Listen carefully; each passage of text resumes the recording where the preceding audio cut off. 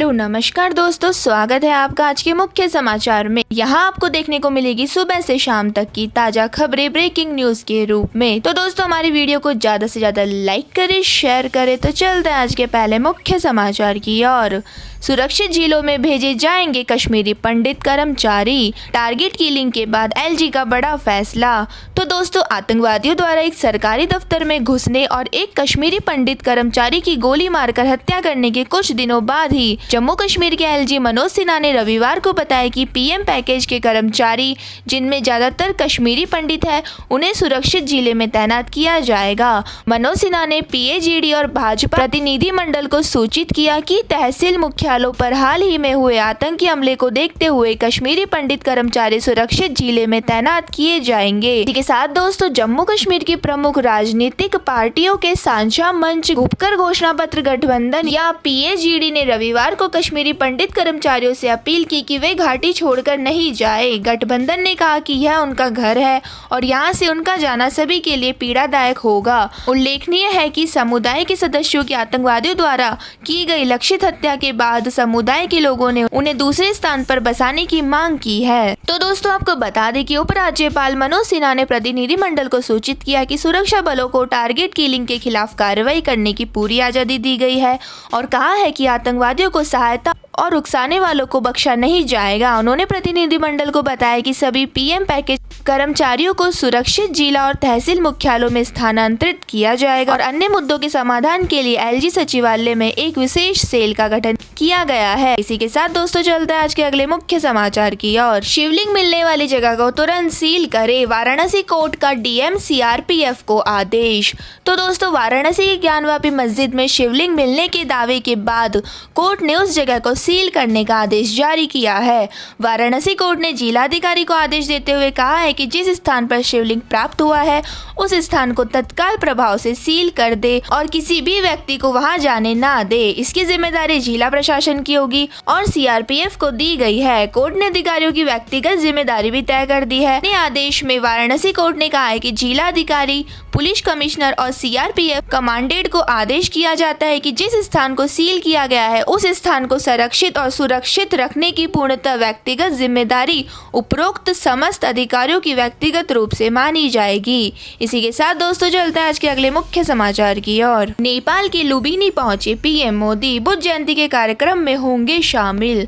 तो दोस्तों प्रधानमंत्री नेपाल दौरे पर लुम्बिनी पहुंच गए हैं। वो बुद्ध पूर्णिमा के कई कार्यक्रमों में हिस्सा लेंगे। लुम्बिनी पहुंचने पर नेपाल के प्रधानमंत्री शेर बहादुर देउवा ने पीएम मोदी का स्वागत किया। पीएम मोदी के नेपाल दौरे के दौरान दोनों देशों के बीच कई समझौते पर बातचीत होगी। इसके साथ ही पीएम मोदी कई मंदिरों के दर्शन भी करेंगे।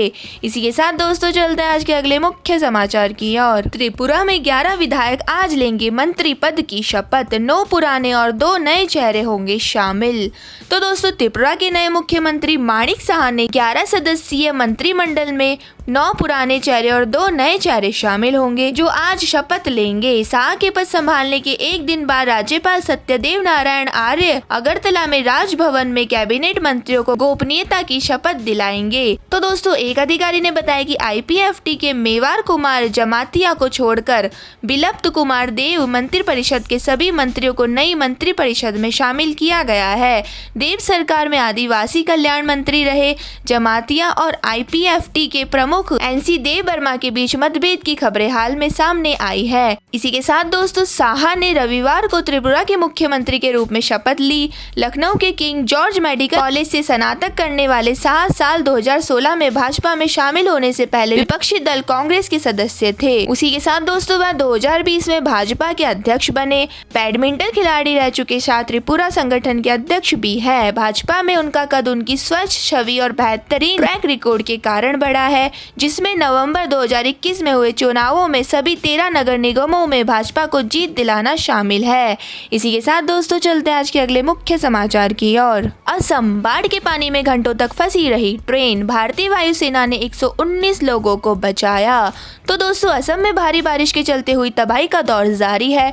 इस बीच कछार इलाके में घंटों तक अटकी एक ट्रेन में फंसे सैकड़ों यात्रियों को वायुसेना ने बचाया है। राज्य में अचानक आई बाढ़ और भूस्खलन ने भयंकर तबाही मचाई है, जिसके चलते कई जगहों पर सड़क और रेल संपर्क टूट गया है। रविवार को ASDMA ने अगले 12 से 72 घंटों के लिए कछार, करीमगंज, धेमाजी, मोरीगांव और नगांव जैसे झीलों के लिए बाढ़ का अलर्ट जारी किया है। तो दोस्तों, भारी बारिश और बाढ़ के चलते सिलचर गुवाहाटी एक्सप्रेस ट्रेन कछार इलाके में अटक गई थी। हालात इस कदर बिगड़ गए थे कि रेल आगे या पीछे कहीं भी नहीं जा पा रही थी। घंटों तक फंसे रहने के बाद जिला प्रशासन ने भारतीय वायुसेना की मदद से 119 लोगों को बचाया है। इसी के साथ दोस्तों, चलते हैं आज के अगले मुख्य समाचार की ओर। पश्चिमी बंगाल में फिर कमर कस रही भाजपा। 2023 और 2024 के लिए अमित शाह ने दिया मंत्र।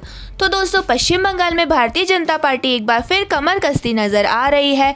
खबर है कि केंद्रीय गृह मंत्री अमित शाह ने राज्य में 2023 में होने वाले पंचायत चुनाव और 2024 में लोकसभा चुनाव की तैयारी के लिए मंत्र दे दिया है। खास बात है कि 2021 विधानसभा चुनाव के दौरान राज्य में खासी सक्रिय रही भाजपा के खाते में 77 सीटें आई थी, जबकि ऑल इंडिया तृणमूल कांग्रेस 215 सीटों पर विजयी हुई थी। तो दोस्तों, राज्य में कुल 292 सीटों पर चुनाव हुए थे। इसी के साथ दोस्तों, राष्ट्रीय उपाध्यक्ष दिलीप घोष ने बताया कि शाह ने 2023 पंचायत चुनाव और 2024 लोकसभा चुनाव के लिए रोड मैप तैयार कर लिया है। साथ ही उन्होंने जानकारी दी है कि राष्ट्रीय अध्यक्ष जगत प्रकाश नड्डा 2 दिनों का दौरा करेंगे। इसी के साथ दोस्तों, उन्होंने कहा है कि अमित शाह, JP नड्डा या अन्य केंद्रीय नेता 2024 चुनाव के लिए हर महीने बंगाल आएंगे। उन्होंने बताया मई में अमित शाह, जबकि जून में JP नड्डा होंगे। इसी के साथ दोस्तों, चलते हैं आज के अगले मुख्य समाचार की ओर। चिलचिलाती गर्मी और लू से जल्द राहत। अगले 5 दिन इन इलाकों में जमकर बरसेंगे बदरा।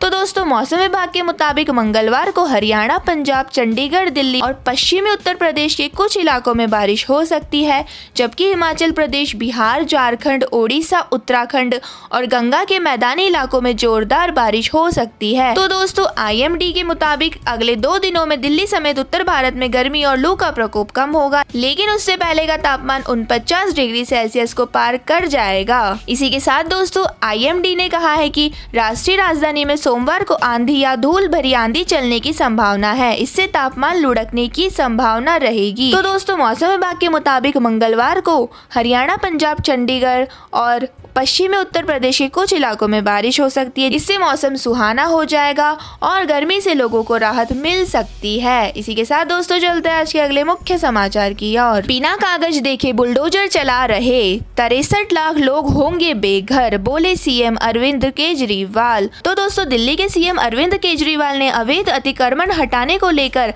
MCD की बुलडोजर कार्रवाई पर निशाना साधा है। केजरीवाल ने अपनी प्रेस कॉन्फ्रेंस में कहा है कि बीजेपी को MCD की सत्ता में बने रहने का हमारा हक नहीं है। ऐसे में जब चुनाव के बाद आम आदमी पार्टी निगम की सत्ता में आएगी तो वो दिल्ली को अवैध अतिक्रमण से मुक्त कराने के साथ दिल्ली को बेघर नहीं होने देगी। इसी के साथ दोस्तों, केजरीवाल ने कहा कि इस तरह तो दिल्ली में 80% अतिक्रमण है, तो क्या ऐसे में ये लोग सारी कच्ची कॉलोनियों, झुग्गियों को तोड़ देंगे? ऐसा करने से करीब 63 लाख लोग सीधे तौर पर प्रभावित होंगे। इन लाखों लोगों के घर और दुकानें टूटने के लिए आखिरकार कौन जिम्मेदार होगा?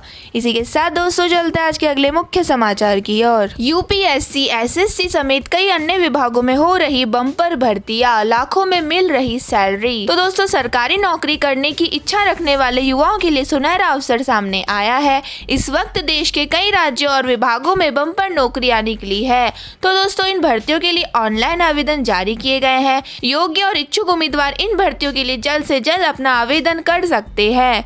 तो दोस्तों, UPSC की ओर से जारी की गई इस भर्ती के लिए ऑनलाइन आवेदन की प्रक्रिया शुरू है। आयोग ने आवेदन की आखिरी तारीख 2 जून 2022 को निर्धारित की है। जो भी उम्मीदवार इस भर्ती में शामिल होना चाहते हैं वह अपना आवेदन आखिरी तारीख से ही पहले पूरा कर ले। इसी के साथ दोस्तों, संघ लोक सेवा आयोग की ओर से जारी किए गए भर्ती के माध्यम से चयनित उम्मीदवारों को assistant director banking, assistant director लागत, साइंटिस्ट B और असिस्टेंट प्रोफेसर समेत विभिन्न पदों पर भर्तियां दी जाएगी। इसी के साथ दोस्तों, चलते हैं आज के अगले मुख्य समाचार की ओर। हरियाणा में यमुना में नहाते समय 11 युवकों पर हमला, जान बचाने के लिए 10 पानी में कूदे, 5 लापता, तलाश में जुटे गोताखोर। तो दोस्तों, हरियाणा के यमुना नगर में यमुना में नहाने गए 11 युवकों पर दूसरे गुट के लोगों ने हमला कर दिया है। इस दौरान नहा रहे युवकों पर ईंट, पत्थरों और धारदार हथियार से हमला किया गया, जिसके बाद युवक अपनी जान बचाने के लिए यमुना के गहरे पानी में उतर गए।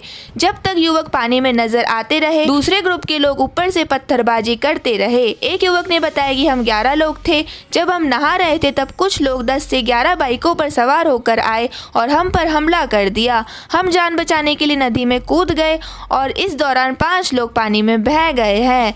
तो दोस्तों पुलिस ने बताया कि यह आपसी रंजिश का मामला है। हमला करने वाले दूर से पत्थर मार रहे थे, जिससे डरकर ये लोग पानी में कूद गए। कुछ लोगों को तैरना नहीं आता होगा, इसलिए वह डूब गए। तो दोस्तों मृतकों की संख्या पुलिस ने कुछ नहीं कही है। गोताखोरों की टीम शवों को ढूंढने में लग गई है। बयान के आधार पर कार्रवाई की जाएगी। इसी के साथ दोस्तों अभी तक 5 युवक यमुना में लापता बताए जा रहे हैं, जिनकी आयु 19 से 21 वर्ष के बीच में बताई जा रही है। इसी के साथ दोस्तों चलते हैं आज के अगले मुख्य समाचार की और महंगी होगी EMI, बढ़ेगा जेब पर बोझ। SBI ने एक माह में दूसरी बार बढ़ाई ब्याज दर। तो दोस्तों SBI ने अपनी सीमांत लागत आधारित ऋण दर में 0.1% की बढ़ोतरी की है। इस कदम से कर्ज लेने वाले लोगों के लिए EMI बढ़ेगी। देश के सबसे बड़े बैंक ने एक महीने में दूसरी बार MCLR में बढ़ोतरी की है और दोनों बार मिलाकर अब तक 0.2% की वृद्धि हुई है। तो दोस्तों भारतीय रिजर्व बैंक द्वारा इस महीने की शुरुआतों में रेपो दर को 0.40% से बढ़ाकर 4.40% कर दिया था। इसके बाद SBI ने यह बढ़ोतरी की है। SBI द्वारा उधार दर में संशोधन के बाद अनुमान है कि आने वाले दिनों में दूसरे बैंक भी ऐसा करेंगे। इस वृद्धि के साथ उन ग्राहकों की EMI बढ़ जाएगी जिन्होंने MCRL पर कर्जा लिया है। हालांकि अन्य मानकों से जुड़े कर्ज की EMI नहीं बढ़ेगी। तो दोस्तों यह थे आज के मुख्य समाचार। हमारी वीडियो को ज़्यादा से ज़्यादा लाइक करें, शेयर करें और कमेंट करके ज़रूर बताएं आपको हमारी वीडियो कैसी लगती है। धन्यवाद।